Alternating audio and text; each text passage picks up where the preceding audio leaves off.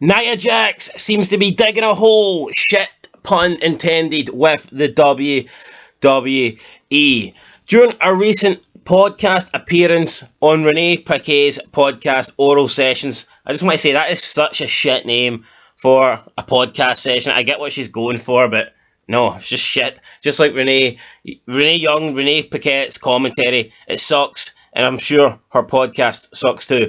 But we're not here to talk about that. We're here to talk about former WWE star, cousin of The Rock, cousin of Big Dwayne. How did it all go horribly wrong for Nia Jax? Well, we don't know how it went wrong, but she was offered a way back into the company recently via a spot in the 2022 Women's Royal Rumble match, which surprisingly Nia Jax turned down. And she said that she wasn't happy about the offer, that she was being disrespected, and that here, I'll let her say it better than I can. So we'll quote exactly what she said, and then we will take it from there. But Nia Jax returning to the WWE looks unlikely after this. And she said, I quote, "I was in the middle of trying to get my stuff back. I had a bunch of crap. You know how it is. You're just shoving stuff in everybody's boxes. I'm in the middle of getting my stuff back. They sent me a box and more than half was missing. I'm like, yo, what is going on? When I got the call, I thought it was about where is my stuff. It's my homie in talent relations. Hey, we're just calling to see if you'd be interested in participating in the Royal Rumble. I started laughing hysterically. I thought it was my friend joking with me. Oh, you're hilarious. Actually, this is an office official call. Oh, fuck no, I'm not coming back. We'd like to offer you this. I said, first of all, I'm still under my 90 days. You're still going to be paying me anyway, so you're not offering me anything. No, I'm not coming back. Absolutely fucking not. Is this all it was? Yes? Okay, goodbye." Unquote. So Nia Jax, there seems to be an issue with WWE when people leave, like, they don't have their stuff, and, like, how hard is it? I mean, they're touring. It's not like they're living in a WWE mansion. How hard is it? Why is all their stuff with the WWE? I don't get it. We had the whole Mickey James trash bag thing. Honestly, I think these women, it seems to be women, you don't really see men complaining about this, but I think they're making a bigger deal out of it than it is. Oh, I didn't get my stuff back. How much stuff do you possibly have to get? Why would WWE need to send, like, Mickey James a trash bag full of clothes anyway? Why? I don't understand that. That's not their responsibility. Why can't she collect them before she leaves the company or leaves the premises or leaves whichever building they're in? Don't understand this whole I didn't get my stuff back shit. But there you go. Nia Jax essentially saying that she's refusing the Royal Rumble offer and that she's getting paid anyway because she's still under her 90 days and she rejected it. She then went on to say, and I quote, "They were accumulating a list." This is what I was told. "They were accumulating a list and wanted to offer me the opportunity to be in an accumulated list that they send to Vince. Then Vince goes through the list and says who he wants and who he doesn't. I was like, you're asking me to be a part of a list to go to the next step? Fuck no. How much more can you shit on me? We didn't want her to feel left out.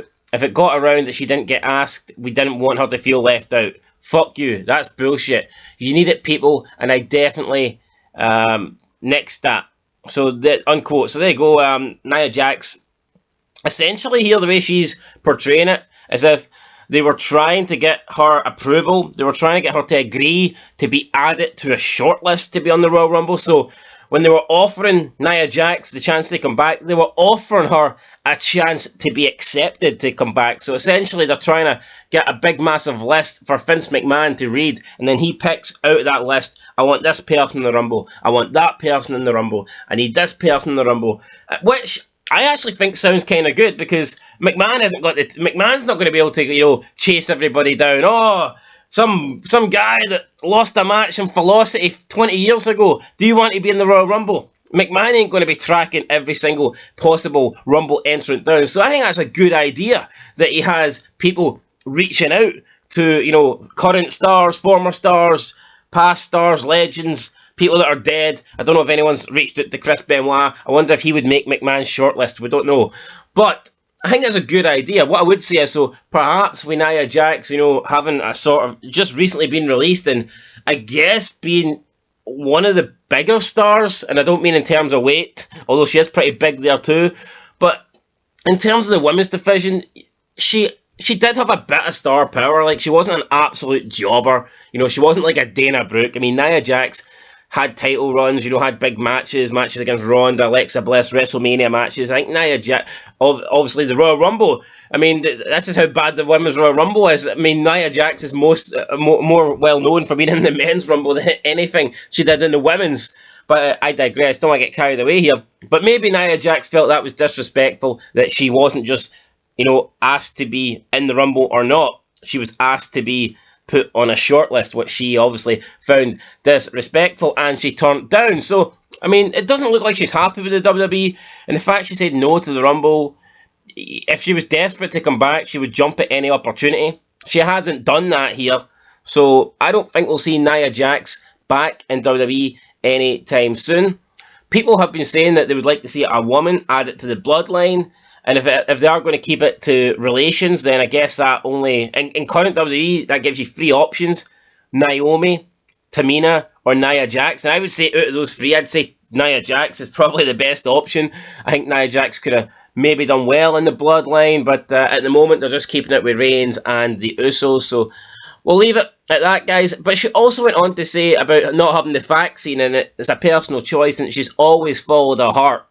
And her heart tells her not to get the vaccine. She said that she sat down with McMahon, and McMahon says, "Well, kid, you're not going to be able to fulfill some of your contractual duties."